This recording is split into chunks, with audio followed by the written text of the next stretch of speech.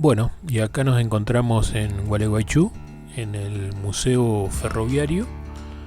En esta parte de afuera se encuentra una locomotora muy bien conservada y con, te diría, muy pocos faltantes, casi nada, está completa la máquina. Este, Muy linda, la verdad, muy linda, grande. No se ven de estas máquinas tan grandes por el centro de la provincia de Buenos Aires, no hay. La verdad que muy interesante. Eh, Ahí se ve la parte de atrás que se usaba con leña y con agua. Llevaban las dos cosas ahí en ese depósito. Y bueno, acá en el patio también hay unas zorras, elemento que usaban antes el personal que reparaba las vías.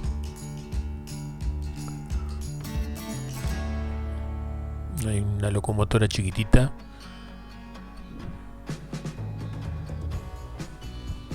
Unos bogies.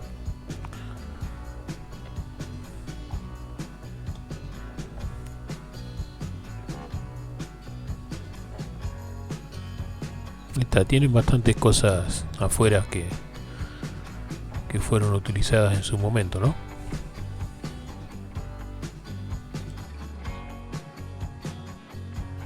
Y acá otra toma más de la máquina del frente, se aprecia más de lo grande que es, y unos carteles originales de señalizaciones. El sentido del museo y contar todo lo que tiene, porque, bueno, como verán, el Museo Ferroviario es un museo a cielo abierto, es el único con estas condiciones en Gualeguaychú. Entonces el coche comedor cumple dos funciones: una es contar su historia como pieza histórica, su función como coche comedor propiamente dicho, y la otra es la de resguardar todos aquellos elementos que no pueden estar al intemperie, ¿no? Entonces, ya sea por su tamaño o por el material en el que está fabricado.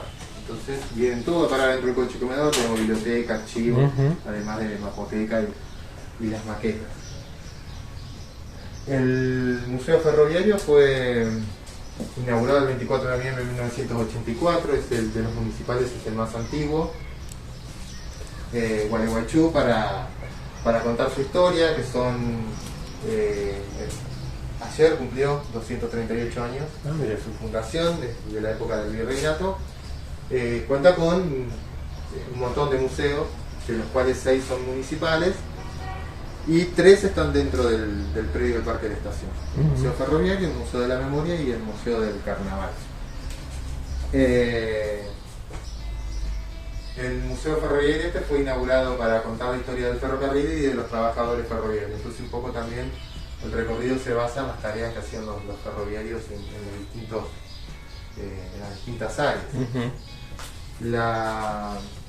La estación de Gualeguaychú es de 1888, perteneció al Ferrocarril Central Entrerriano, que es el mapa que tenemos ahí blanco y negro, que era un ferrocarril provincial. Esa red ferroviaria, la provincia la va a administrar hasta 1892, que ya por cuestiones económicas no la puede sostener y la tiene que vender. Y es adquirida por una empresa inglesa de Entre Ríos Railway, que construye lo que se conoce como Ferrocarriles de Entre Ríos, que va a ser una extensión hacia el sur para ir al puerto de Ibicuí y con eso poder conectarse con la provincia de Buenos Aires, y otra extensión de la ciudad de Villaguay, acá al centro de la provincia de Entre Ríos, hasta Concordia, y de esa manera conectarse con el ferrocarril que se llama Ferrocarril del Noreste Argentino, que andaba por toda la zona de Corrientes y Misiones. Así que en ese momento se conecta toda la Mesopotamia por tren. A partir de 1892 que empiezan los trabajos de la extensión del ramal del ferrocarril de Entre Ríos. Después, en 1948, que se nacionalizan los ferrocarriles, ahí toda la Mesopotamia con el norte de la provincia de Buenos Aires van a quedar unidos con el ferrocarril de la línea General Urquiza. Para esos trenes de larga distancia de Urquiza, los que iban a Corrientes Capital, hasta Posadas, el ferrocarril agregado este tipo de servicios, ¿no? Coche restaurante, coche comedor, para prestar los servicios en los trenes de larga distancia. Este en particular es de 1912, fabricado en madera de cedro en los talleres de Bristol, en Inglaterra, que tenía una capacidad para 28 pasajeros. En los años que estuvo abandonado tuvo muchas pérdidas y roturas, y cuando lo empezamos a restaurar pudimos reconstruir solamente 2 mesas de las 7 que tenía. Las originales. Claro. Pero cuenta con las butacas que también son originales. ¿Y ahí qué, esto qué es? No la parte de... Sí. Bueno, después, como todo en el coche comedor tiene nombre, ese era el salón comedor, este era el sector intermedio. La importancia del sector intermedio era que tenía acá el control de luz y calefacción, porque el coche tenía estufas eléctricas, tenía ventiladores, tenía las luces para las mesas y para el salón. Todo eso lo generaba el propio coche con 2 dínamos, que los tiene todavía abajo, al andar generaba electricidad, y cuando el coche frenaba, para que las luces no se apagaran, tenía 36 baterías. Eso iba a hacer que las luces por lo menos se quedaran encendidas, lógicamente porque la gente iba comiendo. Acá quedan vestigios de lo que fue el tablero, pero tenemos los cables forrados en tela, la térmica, ¿no? Que podemos ver los 2 ejemplos, y las llaves para el control de luz y calefacción. Estas otras cajas eran fusileras, y otro elemento original del coche es este mueble que hicimos biblioteca, que en realidad era para guardar la vajilla del coche. Ahí el mozo iba a encontrar todo lo que necesitaba para vestir el salón comedor. Después, siempre hablando del coche, tenemos el pasillo para el traslado, ya sea pasajeros, pasajeras y el mismo personal del tren, ¿no? Como acá teníamos las cocinas y no se podía pasar por acá, se iban a tener que trasladar por ese pasillo para ir a los coches que estaban más atrás, que generalmente eran los coches camarote, porque era el público que era más probable que utilizar el servicio de coche. El más pudiente. Exactamente. Era un coche de lujo, me faltó nombrar el tema de, o ejemplificar con los espejos, el tema de que era un coche de lujo, los espejos estaban para eso, para destacarlo también. En el sector acá del medio había una barra, que era lo que físicamente impedía que la gente pasara por acá. Y finalmente la cocina. Lo dejo para el final a propósito porque como es de 1912, encontramos elementos típicos de esa época como la cocina a leña y la heladera a barra de hielo. La cocina. La cocina tiene como detalle a destacar que es de fabricación nacional. Se destaca en este museo porque son muy poquitos los elementos fabricados en Argentina. Federico Rostoña, acá está la dirección de la fábrica, se llama 1640. Y también esta parte de acá arriba de la cocina, que eran los calientaplatos, ¿no? Las cocinas económicas, por lo menos todas las que yo he visto, siempre es esta parte de acá abajo. Este tiene el agregado del calientaplatos, que era donde el cocinero guardaba la comida que ya estaba servida y dejaba, digamos, que se mantuviera caliente hasta que viniera el mozo a retirar. Se evitaba el problema de el enojo de algún pasajero por servirle por la comida fría. ¿Dejan sacar la heladera? La heladera, esa. Heladera a barra de hielo o hielera también. Un mueble de madera donde adentro se le colocaba una barra grande de hielo. A veces la envolvían en arpillera o le ponían sal gruesa para mantenerla un poco más tiempo.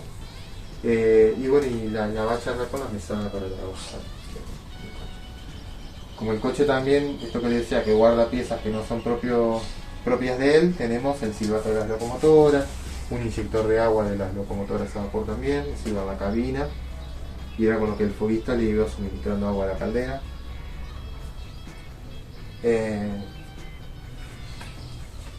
Objetos menos visibles como son estas T, que son para sostener los elásticos de las amortiguaciones, o los cojinetes, ¿no? Los ejes de las ruedas no tenían rulemanes como ahora, no tienen ese tipo de rodamiento, sino que el eje, el brazo del eje, el extremo, se apoyaba acá, acá arriba iba otro igual.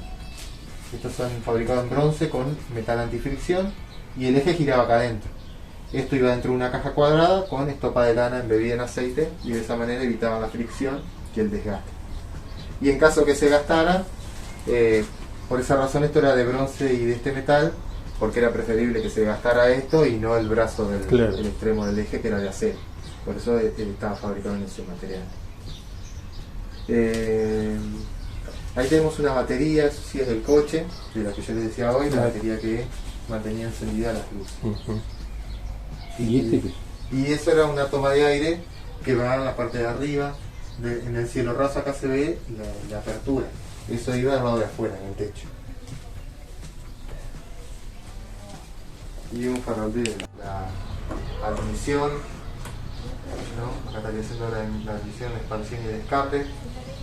Y esto que yo le decía a la otra chica afuera, el movimiento horizontal convertido en movimiento circular gracias a la biela excéntrica, a la fuerza aplicada en la rueda fuera del centro. El nombre es así, ¿no? Biela excéntrica, rueda excéntrica o rueda motriz. Y las otras dos maquetas en realidad son válvulas de alta y baja, un agregado de las locomotoras a vapor que le suministraba mayor caudal de vapor y se utilizaba más que nada las locomotoras que funcionaban en la zona de sierras, precordilleras, ¿no? Que, digamos, zona de montaña, claro. Acá en Entre Ríos no, porque no. Claro, más llano. Tenemos un par de lomadas nomás, la lomada grande y la lomada de Montiel, que no le exigen demasiado a las locomotoras. Hubo una estación terminal donde los servicios de trenes llegaban al fin del recorrido, y entonces acá, como las locomotoras quedaban mirando hacia el este, hacia el río, y luego tenían que volver a salir por el oeste, se iba marcha atrás hasta el lado del taller mecánico, que es el actual Museo del Carnaval, y ahí se las rotaba. No sé si han visto una mesa giratoria. Sí, la giratoria, bueno, sí. Quedaba de nuevo mirando hacia el oeste y ahí volvía, enganchaba el tren y se retiraba. Es una de las pocas mesas giratorias de la empresa del Ferrocarril Central Entrerriano, que era la empresa que construyó la estación de Gualeguaychú. En total solamente instaló 7 mesas giratorias y una estaba en Gualeguaychú, y estas son las placas. Después, bueno, esta es de locomotora. La que está ahí afuera tiene su propia placa, esta es de otro tipo de locomotora. Y la otra es de la caja fuerte, que esa todavía está en la estación, las cajas fuertes están embutidas a la pared. Esa es la placa de la caja fuerte. Ahí si quieren pueden registrar su visita. Bueno, ponele, Ana, yo tengo.